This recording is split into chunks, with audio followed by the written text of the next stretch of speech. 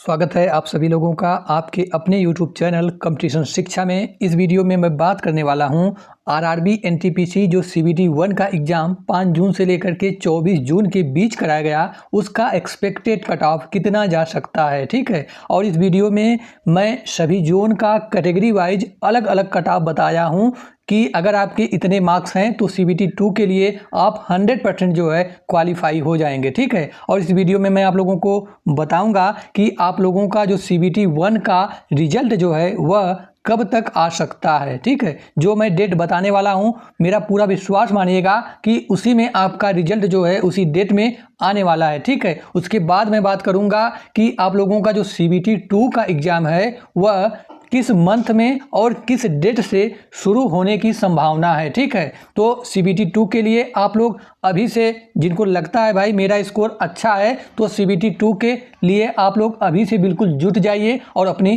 तैयारी को शुरू कर दीजिए। ठीक है, इंतज़ार मत करिए रिजल्ट का, क्योंकि रिजल्ट जो है बहुत जल्द इसका आने वाला है। ठीक है, तो आइए सबसे पहले मैं कुछ बेसिक जानकारी बता देता हूं आप लोगों को, और इस वीडियो के अंत में मैं आप लोगों को बताऊंगा कि रिजल्ट कब तक आ सकता है, CBT 2 का एग्ज़ाम कब तक हो सकता है। इन सभी मुद्दों पे मैं आप लोगों से बिल्कुल डिटेल से बात करने वाला हूं।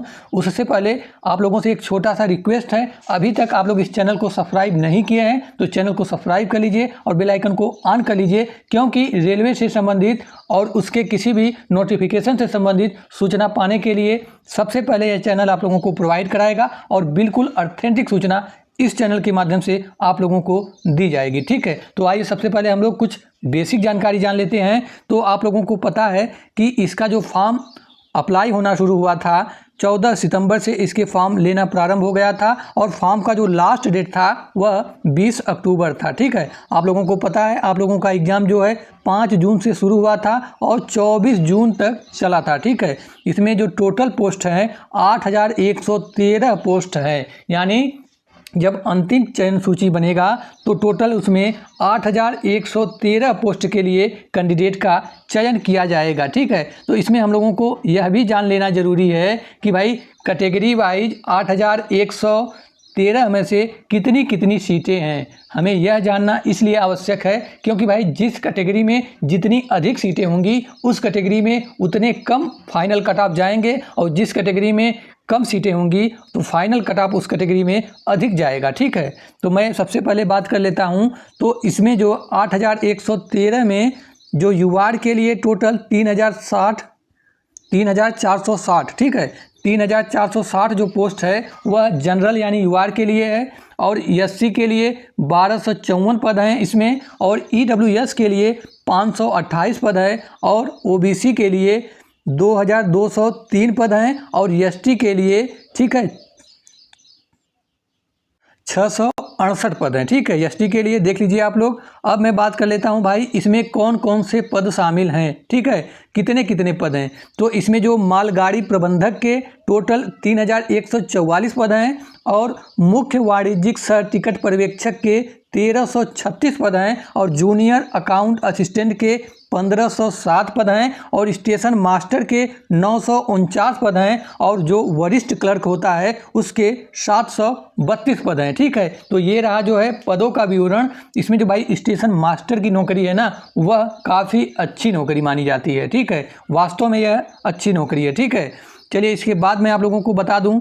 देखिए भाई, इसमें जो पता है आप लोगों का एग्ज़ाम कई दिनों तक कई शिफ्ट में कराया गया, तो इसमें नॉर्मलाइजेशन भी लागू होगा। ठीक है, जो हार्ड शिफ्ट हैं उसके मार्क्स भाई बढ़ने वाले हैं। ठीक है, 14 से 16 मार्क्स बढ़ सकते हैं, और जो मॉडरेट शिफ्ट हैं उनके 10 से 12 मार्क्स बढ़ सकते हैं, और इजी जो शिफ्ट है उनके 5 से 6 मार्क्स जो भाई कम भी हो सकते हैं। ठीक है, अक्सर आप लोगों को लगता है कि नॉर्मलाइजेशन में हमेशा मार्क्स बढ़ता ही बढ़ता है, जबकि ऐसा नहीं है। नॉर्मलाइजेशन में मार्क्स बढ़ने के साथ साथ जो मार्क्स है वह उतना ही रह सकता है और घट भी सकता है। ठीक है, तो इन सभी चीज़ों के लिए आप लोग पहले से प्रिपेयर रहिए। ठीक है, आप लोग नॉर्मलाइजेशन के बारे में बिल्कुल रूबरू होंगे। इसके पहले आप लोगों ने कई एग्जाम दिया होगा, उसमें नॉर्मलाइजेशन जो है लागू किया गया है। तो मैं नॉर्मलाइजेशन के बारे में कुछ सामान्य जानकारी आप लोगों को बता देता हूं कि वास्तव में ये भाई नॉर्मलाइजेशन है क्या। ठीक है, तो मैं बता दूं आपको,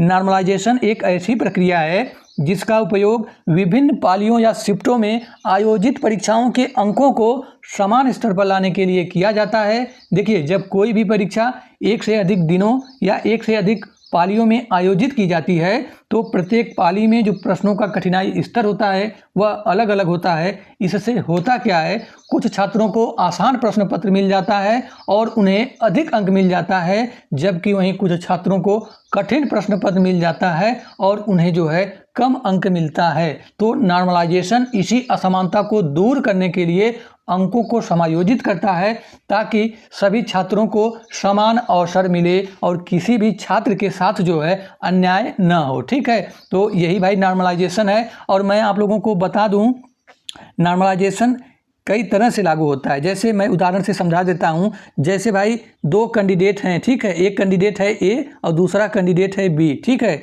टोटल जैसे 100 क्वेश्चन है। ठीक है, तो जो एक कैंडिडेट है उसने 100 क्वेश्चन में से 100 क्वेश्चन अटेम्प्ट किया और उसने जो है 80 क्वेश्चन सही किया। ठीक है, और जो बी कैंडिडेट है उसने 100 में से जो है केवल 80 क्वेश्चन अटेंड किया और उसके जो है 75 क्वेश्चन सही हुए। तो मैं आपको बता दूं, इसमें जो एक्यूरेसी भी माने रखती है, ये जो बी वाला कैंडिडेट है वह ए वाले कैंडिडेट से जब इसका नॉर्मलाइजेशन होगा तो बी वाला कैंडिडेट यहाँ पर जो है ए वाले कैंडिडेट से आगे निकल जाएगा। ठीक है, क्योंकि उसका एक्यूरेसी भाई ए की अपेक्षा काफ़ी अच्छा है। ठीक है, उसने 80 में से 75 किया है, जबकि बी ने 80 में से 75 किया है, जबकि ए ने जो है पूरा 100 क्वेश्चन अटेंड किया और 80 क्वेश्चन सही किया। ठीक है, तो इस तरह भी नॉर्मलाइजेशन जो है अप्लाई होता है। चलिए, आप लोग समझ गए होंगे इसके बारे में। ठीक है, उसके बाद मैं बात करूं कि इसमें जो है टोटल आवेदन कितने हुए थे, तो इस भर्ती के लिए टोटल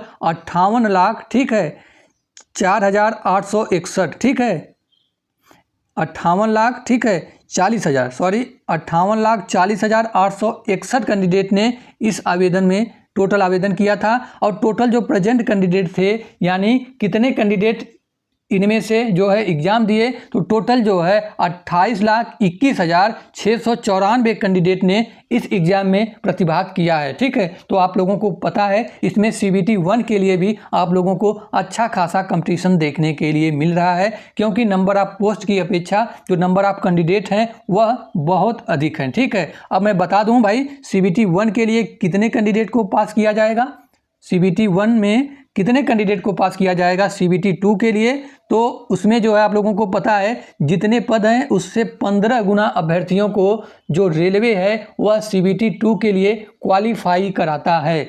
जब हम भाई 8,113 में 15 से गुणा कर देंगे तो 1,21,695 कैंडिडेट आ रहे हैं CBT 2 के लिए। ठीक है, यानी इतने ही कैंडिडेट CBT 2 में बैठेंगे और CBT 2 का जो है एग्ज़ाम देंगे। ठीक है, अगर मैं बात करूं आप लोगों का जो CBT 1 है उसका एग्ज़ाम लेवल कैसा रहा, तो मैं आपको बता दूं उसका एग्ज़ाम लेवल जो है मॉडरेट टू हार्ड था। आप लोगों का पेपर भाई आसान नहीं था। ठीक है, और आप लोगों को पता है कि इसका आंसर की आयोग ने जो है 1 जुलाई को ही जारी कर दिया और आप लोगों ने मिला लिया होगा कि आपके जो है कितने क्वेश्चन सही हो रहे हैं और कितने क्वेश्चन जो है गलत हो रहे हैं। ठीक है, आप लोगों को पता है भाई इसमें जो है टोटल इस एग्ज़ाम में 100 क्वेश्चन पूछे गए थे, जिसमें से मैथ के 30 क्वेश्चन शामिल थे, ठीक, और रीजनिंग के भी 30 क्वेश्चन शामिल थे और जीके और जीएस के 40 क्वेश्चन शामिल थे। अगर मैं बात करूं भाई मैथ कैसा पूछा गया था, तो इसका जो लेवल रहा मैथ का वो मॉडरेट पूछा गया था और रीजनिंग भी मॉडरेट पूछी गई थी। लेकिन वहीं मैं जीके और जीएस की लेवल की बात करूं तो ये जो 40 क्वेश्चन पूछा गया था उसका लेवल जो है थोड़ा सा हार्ड था। ठीक है, आसान नहीं था, क्योंकि जीके और जीएस में मोस्टली स्टूडेंट जो है वह अच्छा स्कोर नहीं कर पाए हैं। उसके पीछे का सबसे बड़ा रीज़न यह है कि भाई जीके और जीएस का कोई फिक्स दायरा नहीं होता है कि इतना पढ़ेंगे हम लोग, इसी में से आप लोगों का 40 क्वेश्चन फंस जाएगा। ठीक है, इसका दायरा बहुत अधिक होता है जीके और जीएस का। ठीक है, चलिए इसके बाद मैं बात करता हूं भाई कि आप लोगों का जो सभी जोन है उसका कट ऑफ कितना जा सकता है।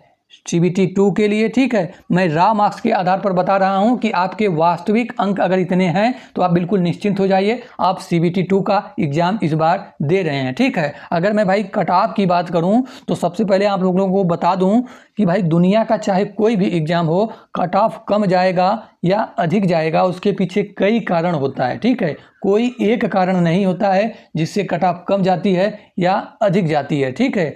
जिसमें परीक्षा में शामिल होने वाले उम्मीदवारों की संख्या शामिल होती है, यानी जो एग्ज़ाम आप लोगों ने दिया है उसमें टोटल कितने कैंडिडेट ने प्रतिभाग किया और उसमें टोटल सीटों की संख्या कितनी है, और आप लोगों ने जो एग्ज़ाम दिया है उसके पेपर का कठिनाई स्तर क्या रहा, यह सभी कारण जो हैं वह कट ऑफ के निर्धारण में अहम भूमिका निभाते हैं, ठीक है। तो देखिए सबसे पहले मैं भाई रेड जोन की बात करूं तो रेड जोन में कौन कौन से जोन शामिल हैं। अब रेड जोन का मैं मतलब आप लोगों को बता दूं, ये ऐसे जोन हैं जहां पर कट ऑफ जो है थोड़ा अधिक जाता है बाकी और जोन की अपेक्षा। क्योंकि यहाँ से जो कैंडिडेट होते हैं वह काफ़ी अधिक संख्या में फॉर्म अप्लाई किए रहते हैं, इसलिए इस सभी जोन में जो है कंपटीशन जो है थोड़ा अधिक देखने के लिए मिलता है, ठीक है। तो मैं बता दूं आप लोगों को कि रेड जोन में कौन कौन से जोन शामिल हैं, देख लीजिए आप लोग, और यह भी आप लोग देख लीजिएगा कि आपने किस जोन से अपना जो है फॉर्म अप्लाई किया था, उसी के अनुसार आप लोग कट ऑफ भी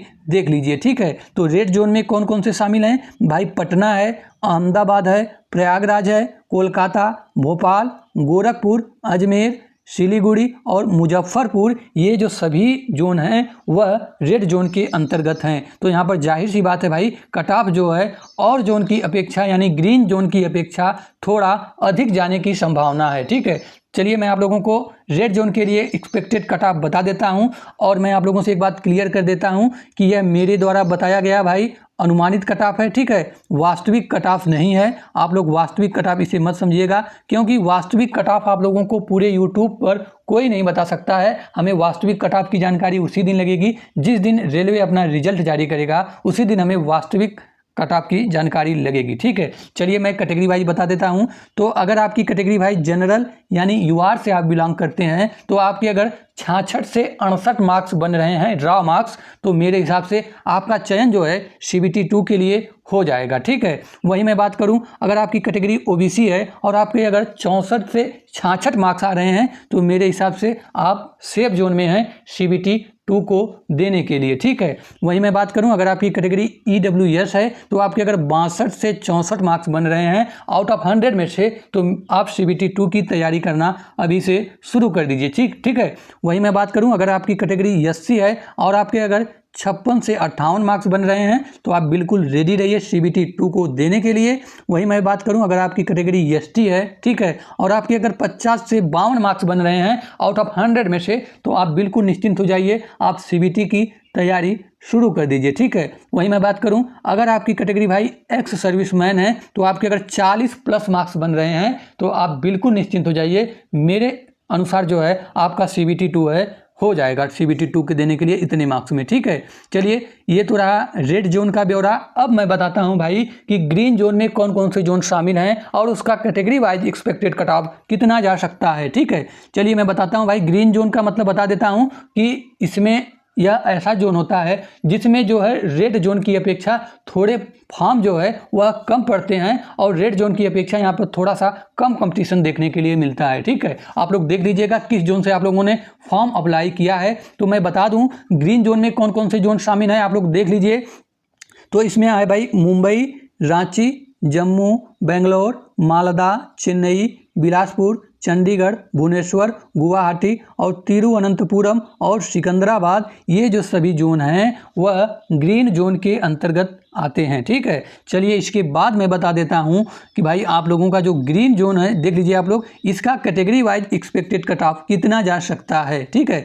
तो इसमें जो भाई जनरल अगर यूआर आपकी कैटेगरी है तो 60 से 62 मार्क्स जो है आपके हैं, तो मेरे हिसाब से आप CBT 2 के लिए सेफ हैं, ठीक है। वहीं मैं बात करूं अगर आपकी कैटेगरी OBC है और ग्रीन जोन से आप हैं तो 56 से 58 मार्क्स, आपकी कैटेगरी EWS है ग्रीन जोन से हैं तो 54 से 56 मार्क्स, आपकी कैटेगरी SC है तो 50 से 52 मार्क्स, आपकी कैटेगरी ST है तो 44 से 66 मार्क्स, और आपकी कैटेगरी अगर एक्स सर्विसमैन हैं और आप ग्रीन जोन से फॉर्म अप्लाई किए हैं तो आपके अगर 36 यानी 37 प्लस मार्क्स हैं तो मेरे अनुसार आपका सिलेक्शन जो है CBT 2 के लिए आसानी से हो जाएगा। ठीक है, तो ये रहा भाई ग्रीन वाइज सभी का कट ऑफ। अब मैं आप लोगों को बताता हूं भाई कि आप लोगों का रिजल्ट जो है CBT 1 का कब तक आ सकता है। ठीक है, देखिए जो मैं डेट बताने वाला हूं, मेरा जहां तक मैं सूत्रों के माध्यम से पता किया हूं उसी के आसपास आप लोगों का रिजल्ट आ जाएगा। ठीक है, तो मोस्टली संभावना है आप लोगों का रिजल्ट जो है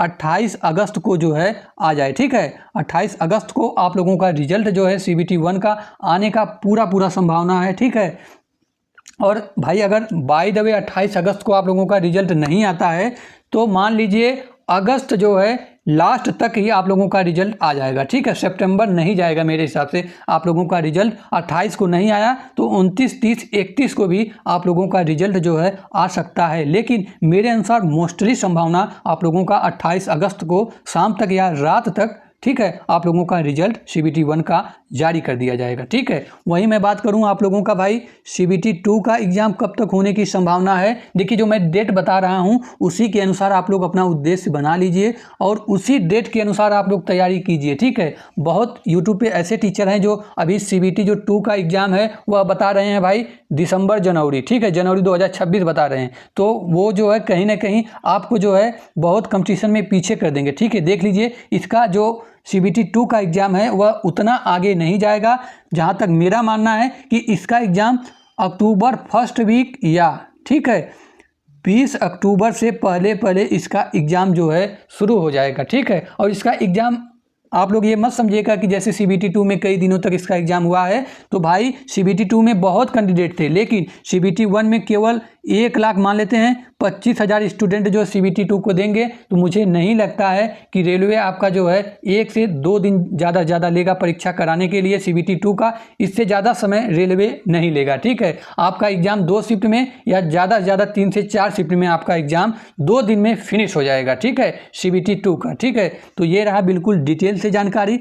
उम्मीद है आप बिल्कुल इस वीडियो से संतुष्ट होंगे। ठीक है, और अंत में आप लोगों अगर इस चैनल को सब्सक्राइब नहीं किए हैं तो भाई आप लोगों से एक छोटा सा रिक्वेस्ट है, चैनल को सब्सक्राइब कर लीजिए प्लस बेल आइकन को ऑन कर लीजिए, क्योंकि रेलवे से संबंधित किसी भी जानकारी को लिए इस चैनल आपको सबसे पहले लाएगा और सबसे सटीक लाएगा। ठीक है, मेरा उद्देश्य आप लोगों को आपके उद्देश्य तक पहुंचाने का है। ठीक है, जिसमें मैं सहायक बन सकूं। ठीक है, ताकि मैं आपको जो डेट बताऊं उसी के अनुसार आप लोग तैयारी कीजिए और 100% आप लोगों का रिजल्ट जो है पॉजिटिव आएंगे। ठीक है, देख लीजिए मैं आप लोगों से बता दूं, अगर भाई आप लोग अंदर से हमेशा पॉजिटिव रहेंगे, ठीक है, पॉजिटिव रहेंगे तो आपका रिजल्ट आज नहीं कल 100% मैं कह रहा हूँ पॉजिटिव ही आएगा। ठीक है, सबसे बड़ी चीज़ यही होती है जहाँ तक मेरा मानना है। अंदर से बिल्कुल पॉजिटिव रहिए, मोटिवेटेड रहिए। ठीक है, और अपने उद्देश्य की तरफ डेली प्रयास करिए और निरंतर आगे बढ़िए। ठीक है, तब तक मिलते हैं नेक्स्ट वीडियो में। जय हिंद, जय भारत।